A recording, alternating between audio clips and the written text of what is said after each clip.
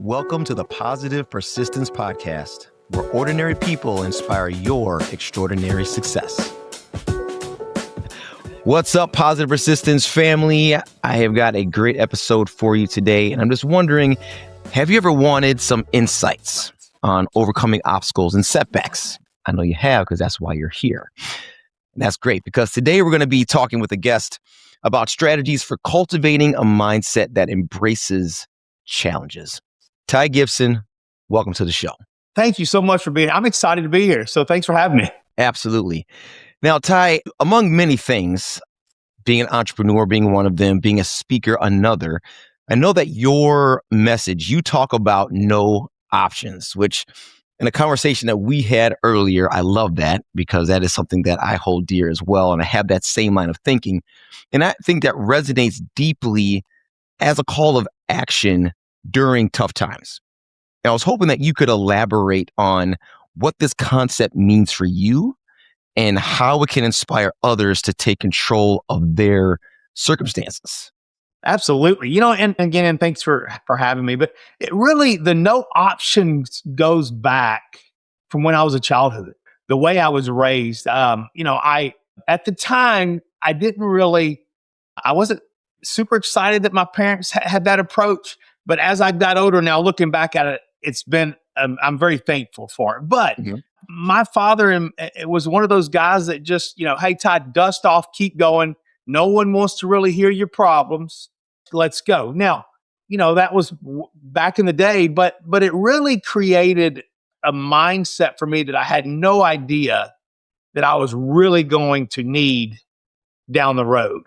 And, as life came and adversity kind of overwhelmed, I was able to use that just dust it off kind of no options, mindset came from that, right? Where just, hey, dust it off, keep going. But what it really came to, and there was a very few times in my life where the no options thing just kept coming up, right? And so I was able to just look at it, and that's where I developed 3 steps of just really helping me get through the no options mind. And again, I think as we all deal with adversity, I think it's very important to be equipped with things ready to pull out of our pockets, per se, right?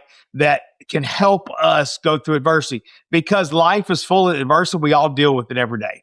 For sure. Absolutely. I mean, there's no question of if, it's just a question of when, right? Because it's coming. And you talked about a couple of times in your past when you've had to exercise this no option philosophy. And I know that you faced some significant personal health challenges. And I don't want to tell your story for you. I'm going to give you the floor here and tell us, because it is such an incredible story of how these experiences have shaped your perspective on resilience and the power of the human spirit and overcoming adversity and having only one option, and that is to succeed. So can you tell us how those personal health challenges have really affected and impacted your life? As a young age, I was a juvenile diabetic. I was diagnosed with diabetes, type 1 diabetes, at the age of 8. And that was back in the 70s now. So technology was a little different. Back then, I was diagnosed with brittle diabetes. But again, I kind of told you, I was raised where you just kind of dust off, keep going. Obviously, my parents realized there's some serious things going on here. I got diagnosed, brittle diabetes, fought with it, but they never really treated me any different. And I think that came from them just being, hey, they were great caretakers, don't get me wrong, took care of me, but they just had that mindset of, don't treat him any different. Let's make sure he keeps pushing through. And I played athletics, and I was in sports, and I was in whatever was going on, right? And so they let me be involved. But as a diabetic, I really had these blood sugars were up and down and challenging. And anyway, over 2 years of that, we were sent to a diabetic specialist in Houston. I grew up down in Texas, 2 hours from Houston. The doctors locally just said, hey, we need you to go see a specialist because we can't really control this diabetes. So I went to Houston, got with this team of doctors. So I was 10 now at the time. Come to find out, they were working on a technology to put insulin and a chemotherapy machine, a syringe pump that maybe can help diabetics control their brittle diabetes, which I happen to be one. So a couple months later, I'm on this pump. I'm in the research floor, and I got to, I was there for months at a time because they were really trying to monitor how this pump would work. And let me tell you, and it was a pound, 9 ounces. So it was like a brick. Now, but And when I got to go home, this is new technology at the time. new technology, Yeah. absolutely. It was things that we were trying. I wore it on my belt, and I still played basketball, and I played football, and I played little league. I was still. All the kids growing up, and still to this day, I got guys come up to me and go, "You were the guy that used to wear that thing on your." But Right. but I didn't. It didn't really slow me down. I didn't let it slow me down, and that was thanks to my parents for just that mindset they instilled in me. But I went through that, and then I'm going to fast forward. But over the years, insulin pumps changed. I got smaller pumps. It just kind of. I went through a lot of the new technology, and I was blessed to be able to be part of that experience. So, and then at the age of 30, we're going to fast forward in, and at the age of 30, I started feeling really, really bad. And again, I was kind of one of those that was slow going to the doctor to explain, hey, I'm just going to push through. Anyway, I finally go, and they go, hey, Ty, your kidneys are failing. That's why you feel so bad. And they said it's actually they're failing so bad that you need a transplant. And I'm going, oh gosh, I never, what does that mean? And they're like, Right. well, here's the deal.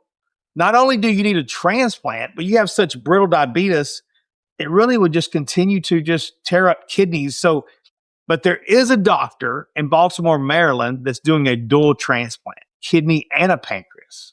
And you may be a great candidate for that. And again, that research thing kind of now back, 20 years later is back in my life. So we fly up to Baltimore, Maryland, and sure enough, I'm a candidate. My mother, who was 60 at the time.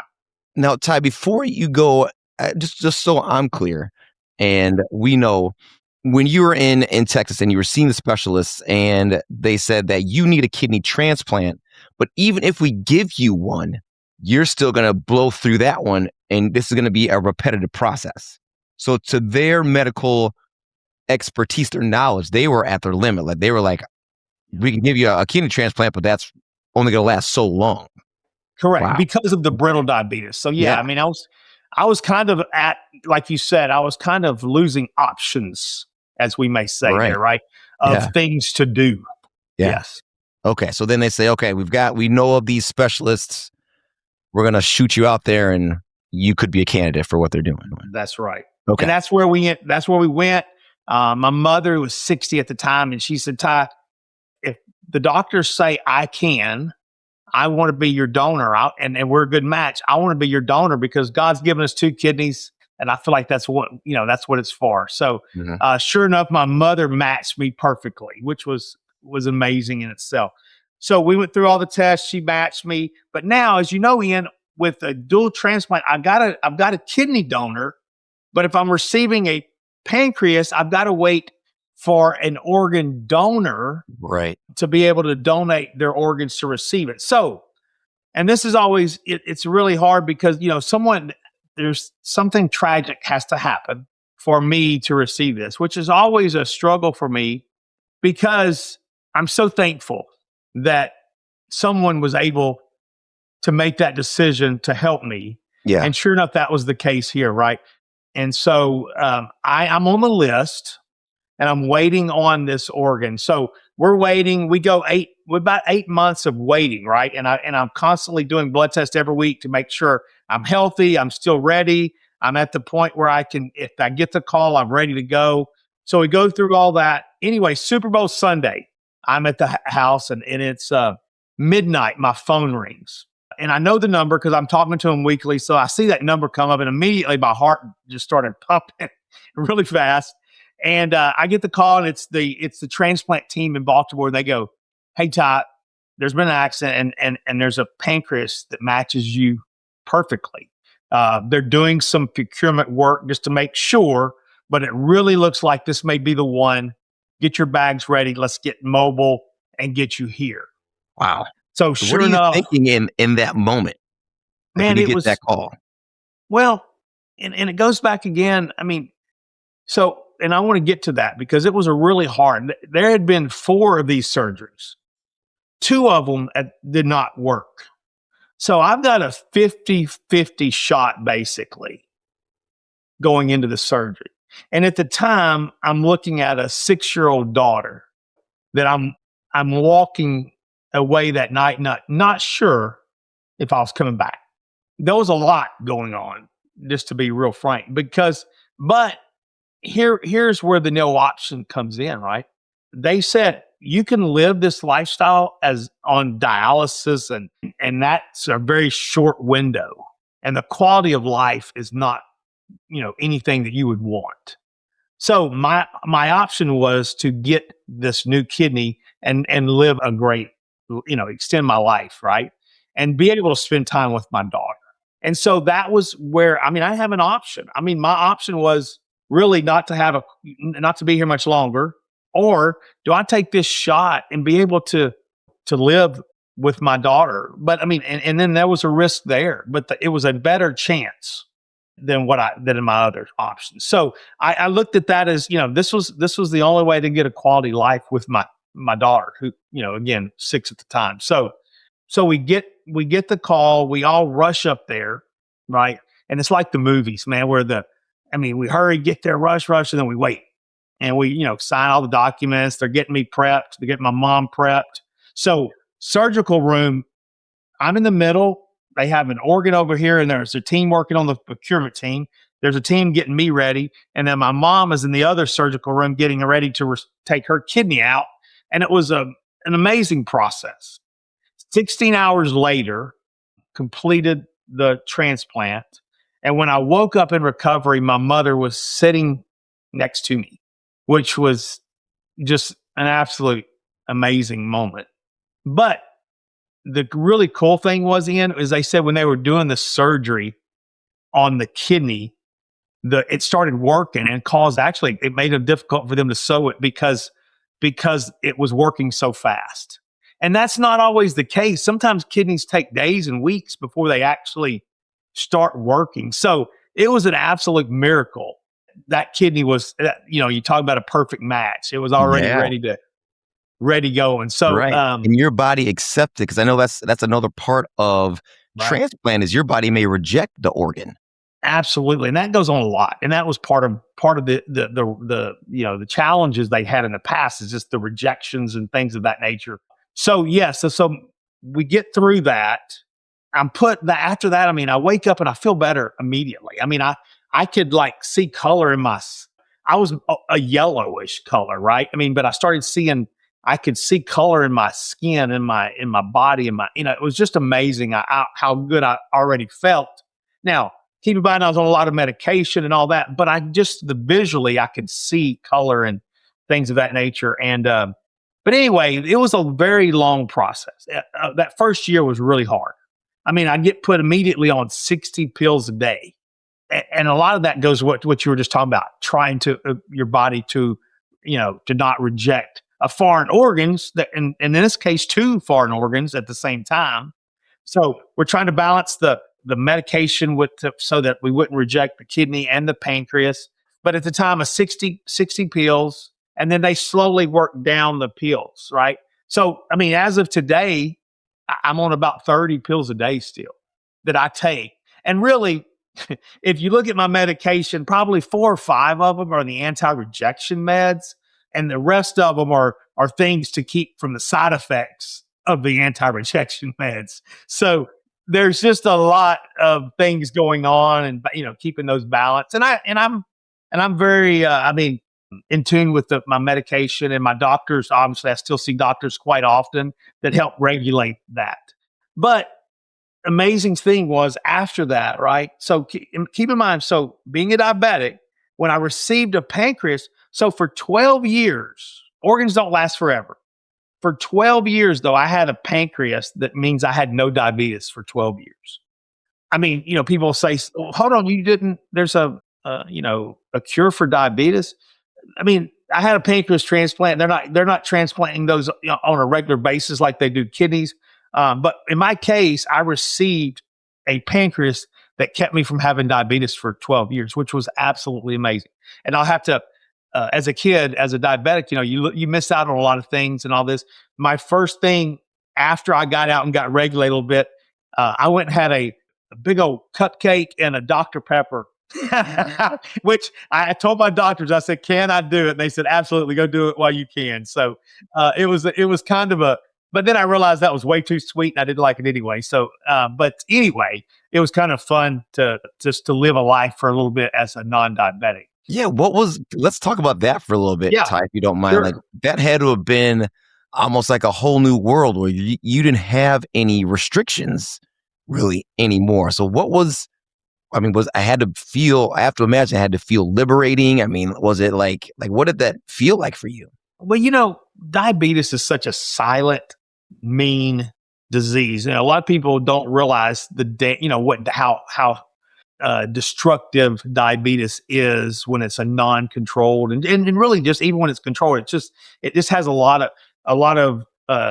stress on your organs and things of that nature. But it was really amazing. I didn't realize how bad I felt as a diabetic, and it's the little things, right? I mean, it was just an amazing. But I had some restrictions with the transplant, some of my things I ate and things of that nature. But if I did want to grab a bite of dessert after a meal, I could.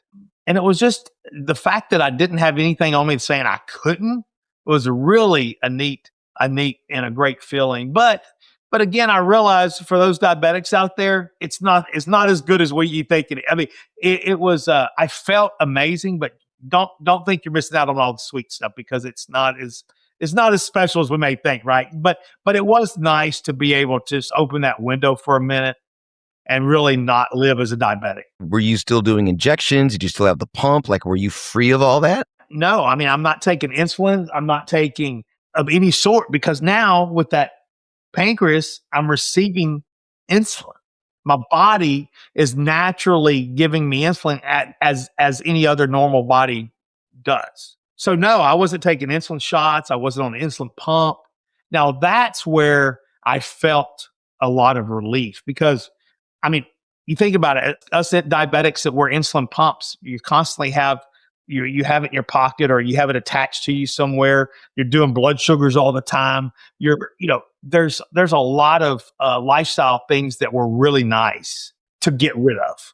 So that was an amazing, journey for 12 years of not having to do that. But at the 12-year mark, my pancreas basically finally just, rejected, I guess, over time.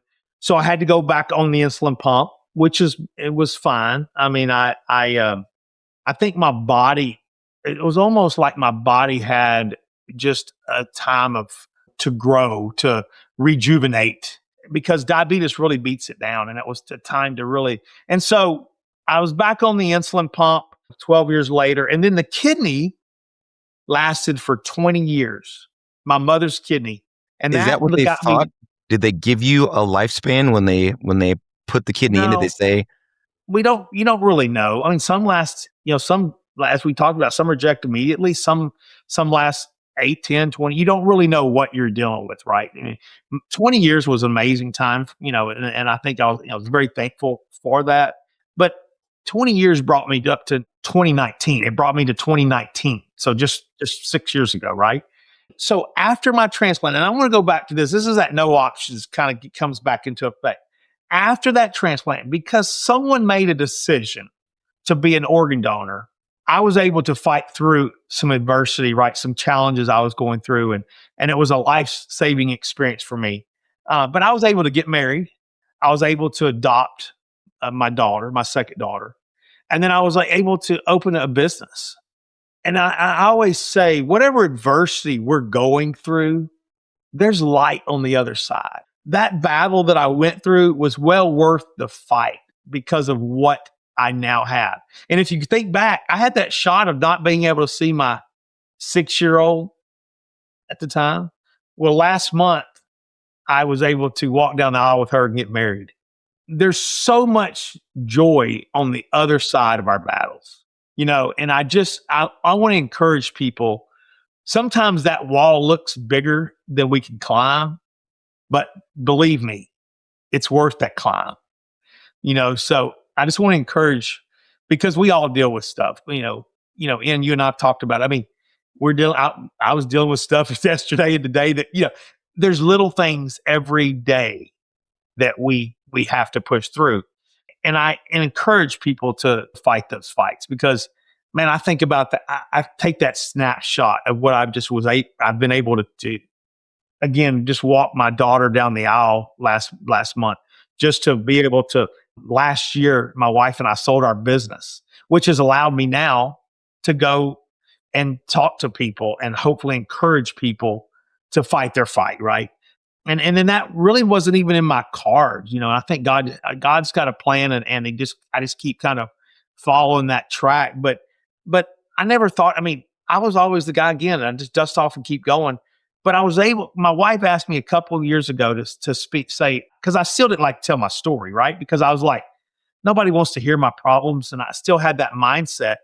And she was we was in a big extended family reunion, and she said, "Ty, do you mind telling them all the story? They want to hear about it." So if they want to hear my problems, I'll be glad to tell them.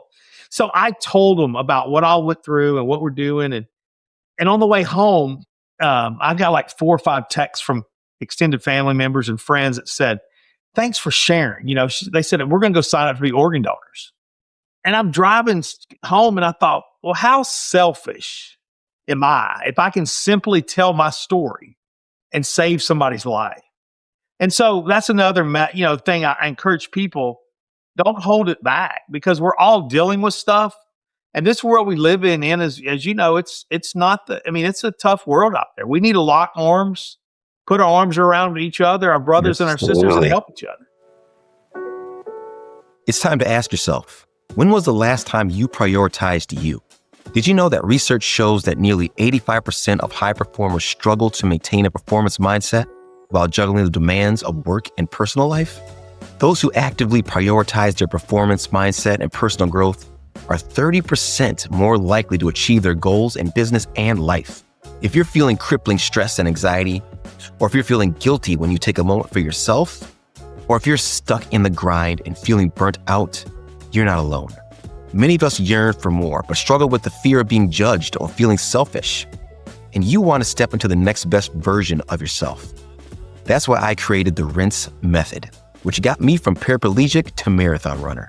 Backed by science-based proven strategies, and now customized for high performers like you. If you're stuck and stressed and want clear steps that you can implement today to move forward, make sure you visit thepositivepersistence.com to download our free Rinse PDF. Yeah, help lift each other up. Lift each other up. Encouragement is lacking in our society. And I'm going to try to finish this stuff with my story, because it even gets better. Let me tell you where it gets better. So in 2019, my kidneys failed again. And my older sister was a match for me. And we were excited because I had a kidney, and I thought, okay, this is going to be a pretty easy process. And we went through the testings, and she was absolutely willing and ready and all this. And then right at the end, they came back and said, there's something with her kidneys that she doesn't have kidney problems, but I think as a transplant, it may not be the best.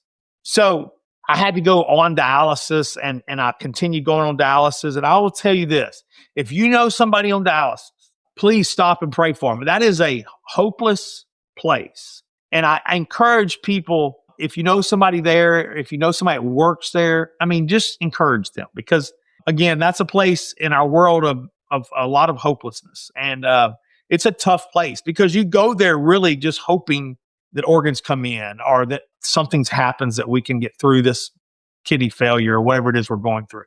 Let's talk about that for a second, Ty, if you don't mind. Like, what's the mindset there?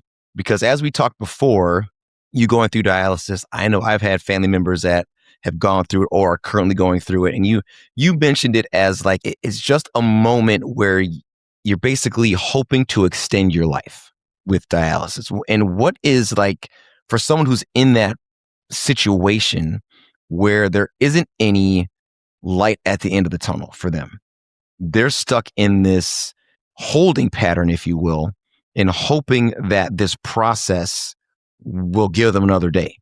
another month, another year to live. What do you say to those individuals who are in that dark, hopeless place? Especially when you're in this sterile environment, hooked up to these machines, and you're there for hours with this process happening to you. And that's a great question because it is. I mean, you walk in and it's very, very sterile. I think that's a great way to. And if you haven't been in one, there's just these big recliners, kind of type chairs that sit around a room, and they're all. And you get in. You walk in, you get your number, and you go sit in your chair. Most of the time, there's you know everybody in there because you've seen you know. But I will tell you, over the 8 months I was there were multiple neighbors and friends that I considered friends that I get to know. You come in and they're not there, and they miss a couple of days, and then it's always that question. It's hard to ask that nurse is like, what Yeah. happened to Joanne? It's usually not good. It is. It's a hopeless place, but and I went in there and I always thought, man, just try to talk and encourage, community. Try to connect because we don't know what all these people are dealing with, right? We don't know if their situation is at home or what the situation is. So I always just tried to visit and encourage as much as I could because I was going through very similar things as well. But Yeah. it is a place that's really hard. And I think it's one of those places that we drive by every day and don't realize what's going on in those places. And I'll be honest, I drive by my dialysis center just about every day. And I try to say a quick prayer just in my truck as I go by because it's a gathering of hopelessness that we can only hope in those places that people are, signing up to be organ donors and things of people.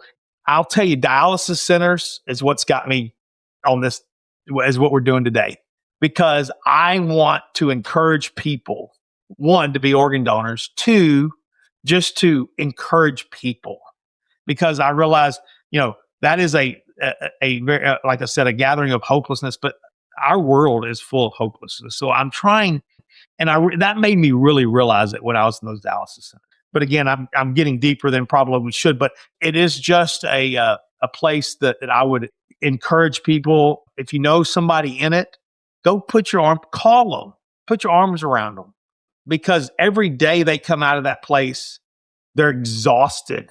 They're trying to hang on just to get the next day is no dialysis, but just to get to the day after to go back and do it again. It's just a hard thing to get through. And again, I will tell you, find your why.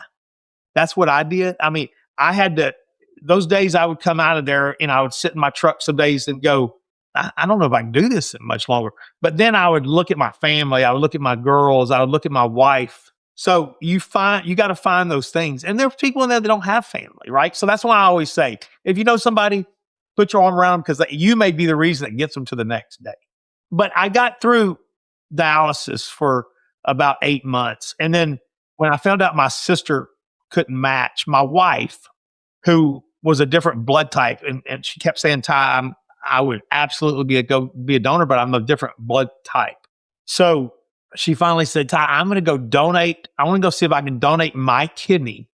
And then they put it in the bank, right, where she donates one, and then somebody that matches me, I can get they'll donate it to me, and I can get moved up on the list. So she goes in to do this process, do the blood work, just to see what she could do. And she calls me, and she could only talk. I mean, it was like, I was like, what? I didn't know if there's been an accident. I didn't know. I said, what is wrong? And she said, Ty, God's changed my blood type. I'm like, what? What are you talking about? She says, I match you perfectly. Now, I don't know if God changed her blood type or she just forgot what blood type she was. But I will tell you this, about a month later, I received my wife's kidney.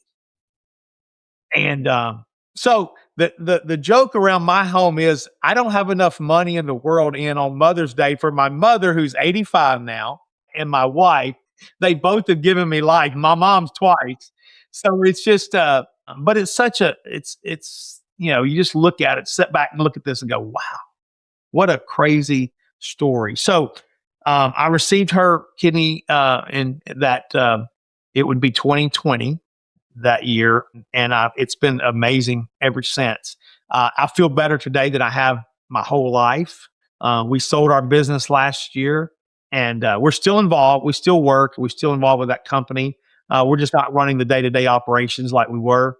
But now I get to go around, and my hope is that, and I'm just getting started with this, and sharing my story and speaking, and I do go around and speak to crowds, whether it be businesses, I'm encouraging, a no options sales approach, a no options mindset for their companies about getting through adversity in businesses or life in general.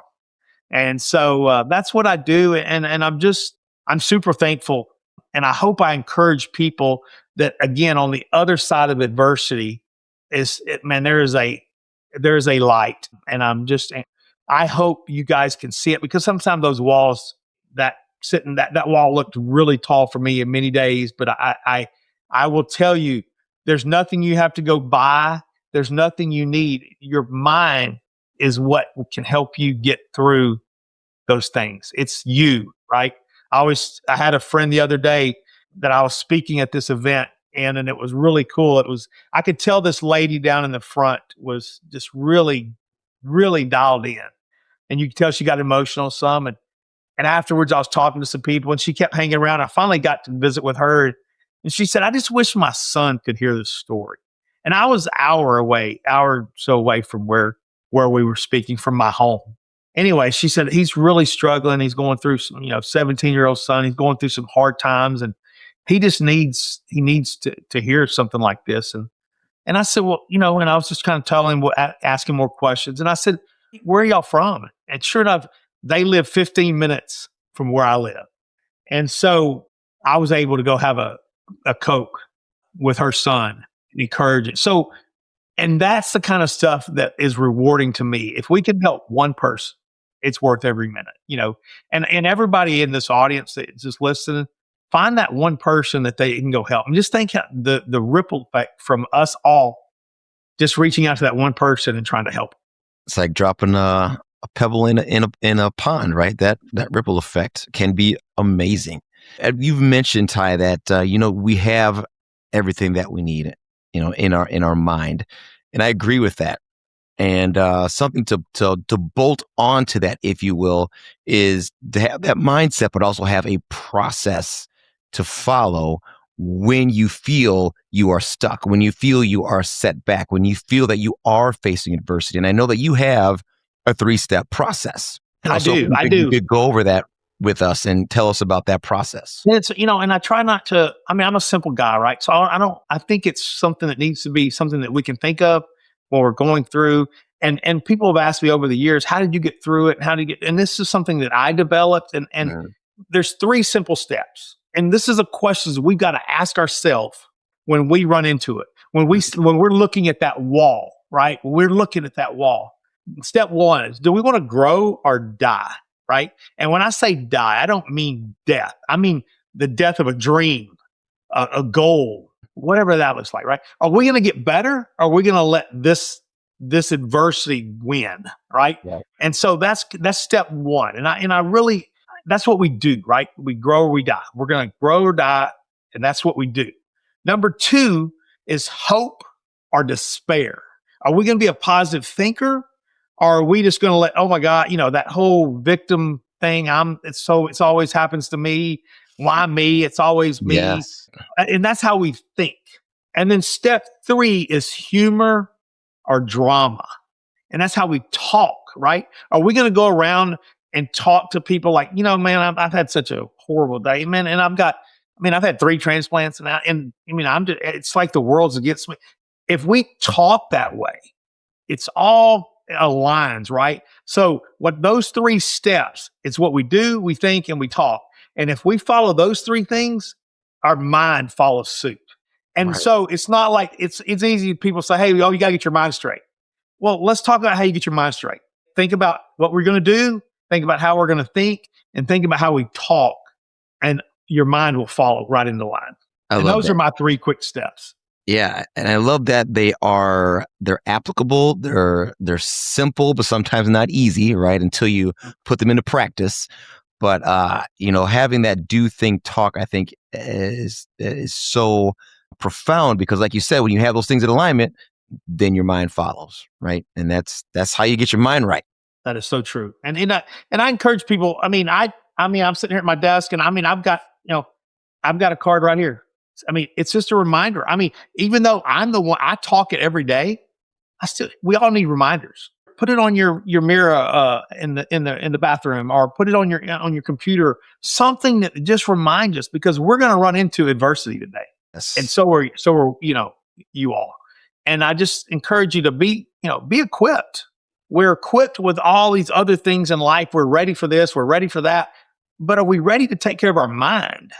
And we've got to have the tools to take care of our own self and our mind and be ready for them. And I think this is a really simple thing to just have around it to remind you of those. Yeah, absolutely. Yeah. Like you said, have the sticky notes, put it on your desk, put it on your computer, put it on your phone as your wallpaper, because you look at that That's right. all the time, right? That's right. You know? That's right. So you look at that multiple times a day. So I love that. Well, Ty, thank you so much for joining us today and sharing your story and your steps of do, think, talk, that the very easy, followable, if that's even a word, process of getting your mind right and staying positive, because that is all about positive persistence. And I love that. So I want to give you an opportunity to share with our listeners and viewers how they can find out more about Ty Gipson and where they can follow you and check you out. Absolutely. And I appreciate that. I am open book, right? So tygipson.com, and that's TYGIP as in Paul, SON.com. And that's got all of my information there. It's got my cell phone. It's got my email. You reach out to me and I'll be glad to help in any way.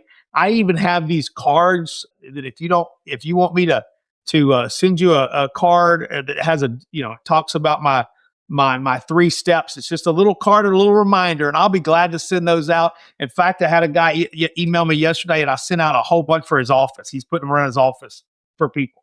But if there's anything, if you got opportunities to speak, or just to get on the phone and encourage somebody, I'm here, and I appreciate what you're doing as well. Thank you. That's awesome. I want to touch on one more thing here before we let you go. If someone is interested in becoming a organ donor, do they just need to reach out to like their local DMV and make sure that's on their driver's license? Is that the process? Yeah, each state has a different some form of processes, but absolutely, you can go to donatelife.com and it'll give us specific, depending on what state, kind of their details, but the local DMV will also be able to tell them. But yes, it's now being put on driver's license and things of that to help identify organ donation. Yes. Okay. So thank you for asking about that. I encourage you all, and even if there's questions about that, call me. I would love to talk through that and encourage people how to do that. Well, Ty, again, thank you so much for sharing your amazing story. You are definitely an amazing individual, and we appreciate you being on the show. And we're going to wrap this up like we always do. Remember to stay positive, stay persistent, and know that mindset is everything. And we'll see you next time.